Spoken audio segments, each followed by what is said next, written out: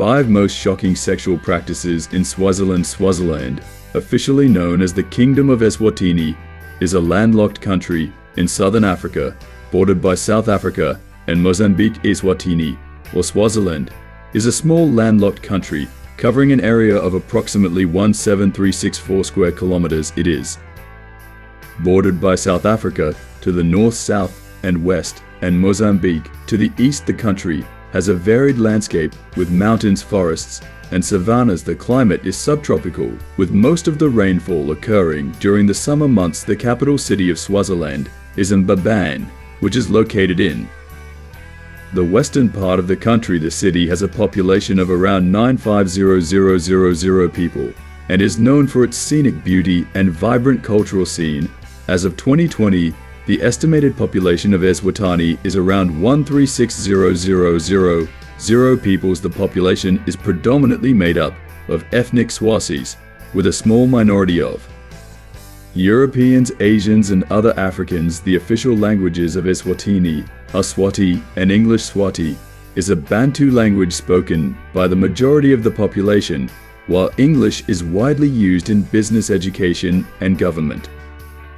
Eswatini has a developing economy with a strong focus on agriculture and manufacturing. The country is a major producer of sugar, cotton, and tobacco, and also has significant deposits of coal, iron ore, and asbestos. Tourism is also an important sector of the economy, with many visitors drawn to the country's natural beauty and cultural heritage. Eswatini has a rich and diverse culture with a strong emphasis on traditional customs and practices. The country is known for its vibrant music and dance, as well as its colorful traditional clothing and crafts. The annual Reed dance ceremony is a major cultural event that attracts thousands of participants and spectators. Here are 5 most shocking sexual practices in Swaziland. 1. Postpartum sexual abstinence in Eswatini. Swazi culture dictates that women abstain from sexual intercourse for about 6 months after giving birth. This practice is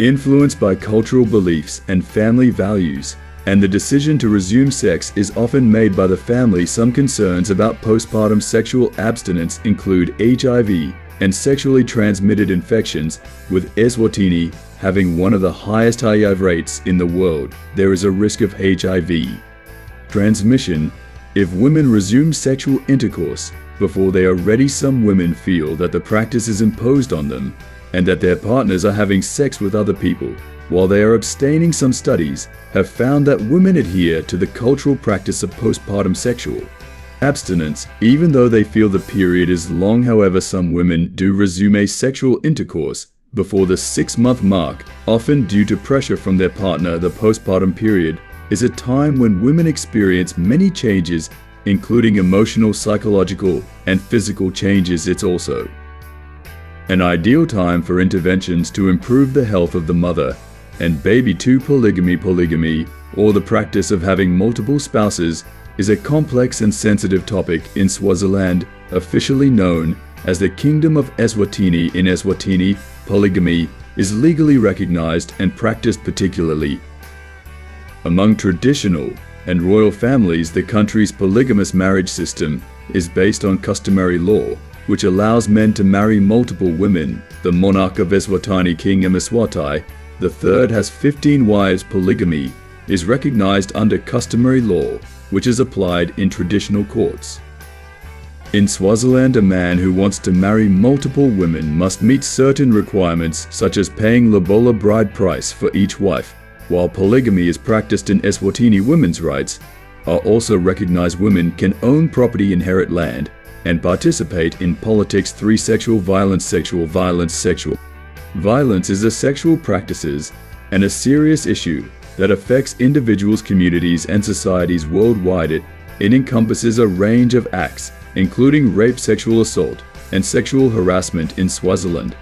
Now officially known as the Kingdom of Eswatini, sexual violence is a significant concern. According to the Swaziland Demographic and Health Survey 2014, 1 in 3 women in the country has experienced physical or sexual violence. Some of the factors contributing to sexual violence in Swaziland include patriarchal culture, due to traditional gender roles and power dynamics can perpetuate.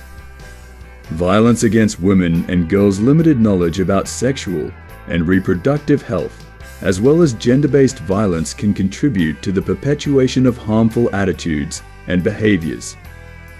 Socioeconomic disparities can increase vulnerability to sexual violence, particularly among women and girls. Inadequate laws, policies, and law enforcement mechanisms can hinder efforts to prevent and respond to sexual violence. In a bid to address this, the government has enacted laws such as the Sexual Offences and Domestic Violence Act 2018 to protect survivors of sexual violence. Organizations are working to educate communities about sexual and reproductive health, gender-based violence, and the importance of consent. Services such as counseling, medical care, and legal assistance are being provided to survivors of sexual violence. Community-based initiatives are encouraging men and boys to become involved in preventing sexual violence and promoting gender equality. For Umhlanga Eswatini, most well-known cultural event is the annual Umhlanga reed dance. In the 8-day ceremony, girls cut reeds,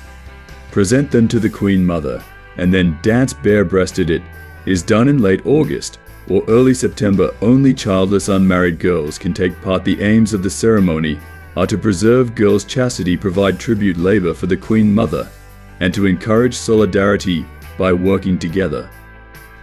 The royal family appoints a commoner maiden to be Induna, captain of the girls, and she announces the dates of the annual ceremony over the radio. The chosen Induna is expected to be an expert dancer and knowledgeable on royal protocol. One of the king's daughters acts as her counterpart during the ceremony. The reed dance today is not an ancient ceremony, but a development of the old Umtwasho custom. In Umtwasho, all young girls were placed in a female ag regiment. If any girl became pregnant outside of marriage, her family paid a fine of 1 cow to the local chief. After a number of years, when the girls had reached a marriageable age, they would perform labor service for the Queen Mother, ending with dancing and feasting. 5. Rite of passage. A rite of passage is a ritual or ceremony that marks an important transition or milestone in a person's life. In many cultures, rites of passage are used to celebrate and acknowledge significant events such as birth, puberty, marriage, and death. Examples of rites of passage in Swaziland are circumcision, a traditional initiation rite for young men; reed dance, a ceremony where young women present reeds to the Queen Mother; wedding ceremonies, traditional marriages that involve the exchange of gifts and cattle. Purpose of rites of passage is marking important life transitions, providing a sense of community and belonging, teaching important values and traditions, promoting social cohesion and unity, honoring the past and embracing the future. In conclusion, sexual practices in Swaziland are shaped by a complex interplay of traditional, cultural, and societal factors. Thanks for watching. Please do like and subscribe for more.